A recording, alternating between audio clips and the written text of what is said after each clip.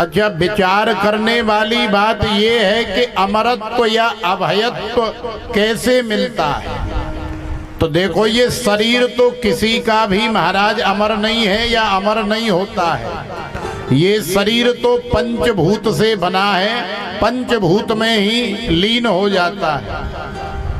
लेकिन जो भगवान की भक्ति करता है, जो भगवान के साथ विशेष संपर्क साधता है या जुड़ता है, उसके साथ क्या होता है जीवन में कि शरीर भले ही उसका मिट्टी में मिल जाए, शरीर भले ही उसका पंचभूत में मिल जाए, लेकिन कीर्ति यस्य स जीवति, माने उस व्यक्ति की, उस भक्त की ये जो कीर्ति है, ये जो यश है, ये जो नाम है, ये हजारों हजारों लाखों लाखों वर्षों तक गाया जाता है, लिया जाता है, स्मरण किया जाता है, माने विलुप्त नहीं होता है।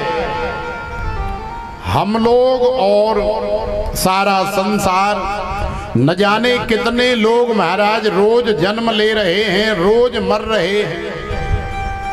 हम लोग मर करके चले जाते हैं, हमें कौन याद करता है? ज्यादा से ज्यादा कोई 2, 4, 5 वर्ष 10 वर्ष तक याद करेगा, अगर बहुत अच्छे कर्म करेंगे तो।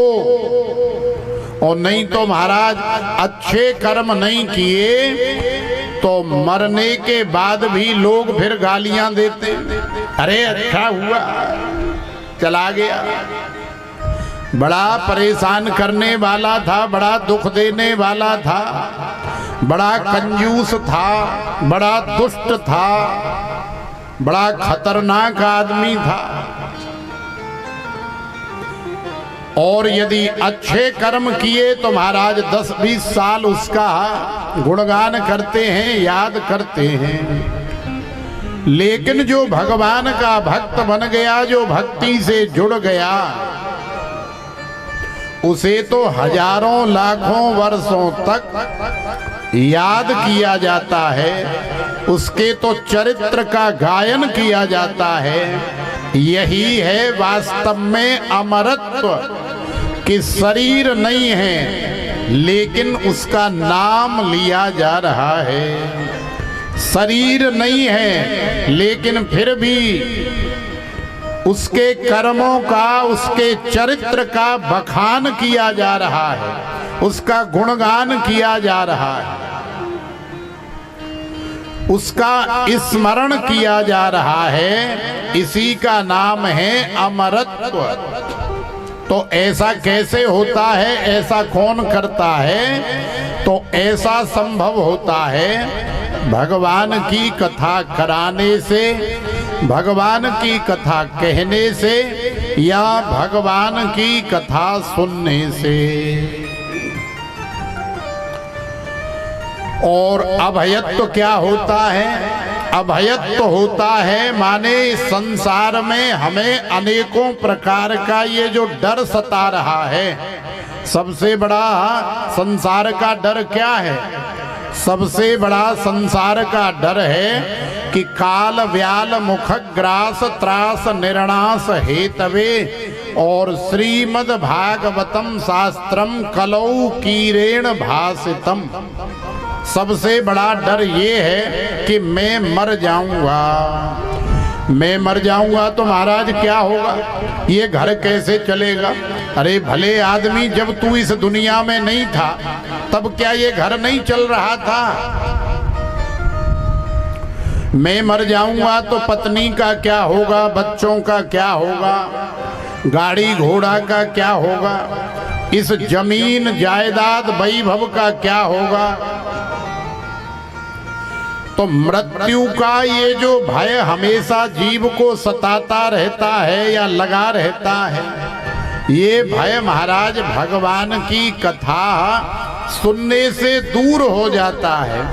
क्योंकि भगवान की कथा सुनते सुनते उसे ज्ञान हो जाता है कि बेटा ये शरीर तो मरेगा ही, इस शरीर को चाहे तू कितना भी बचाने का प्रयास कर ले, लेकिन ये शरीर तो जाएगा।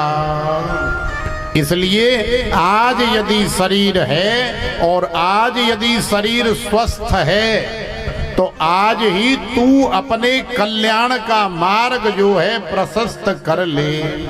आज ही अपने परलोक का इंतजाम कर ले, तैयारी कर ले कि जब तू यहाँ से परलोक की यात्रा में जाएगा तो तेरे पास यदि खाली जेब होगी, यदि खाली झोला होगा तो महाराज फिर वहां तुम्हें कोई पूछने वाला नहीं है, क्योंकि खाली जेब वाले को, खाली झोला झंडा वाले को दुनिया में कोई नहीं पूछता है, तो परलोक में कौन पूछेगा? कोई नहीं पूछेगा। तो जैसे संसार में पूछ के लिए, संसार में मान सम्मान के लिए संसार के धन की आवश्यकता है, जेब में यदि 1,50,000 की गड्डी रखी है तो जी हजूरी करने वाले, राम राम करने वाले और आओ साहब कहने वाले और आओ महाराज कहने वाले बहुत मिलते हैं। और यदि पता लग गया कि ये तो भाफानंद है, ये तो ठन गोपाल है, इसकी जेब में 10 रुपए भी नहीं है, तो सामने से आ रहा हो और हमें दिखाई दे जाए तो महाराज दुबक जाते हैं कि बेमतलब में आकर के समय बर्बाद करेगा।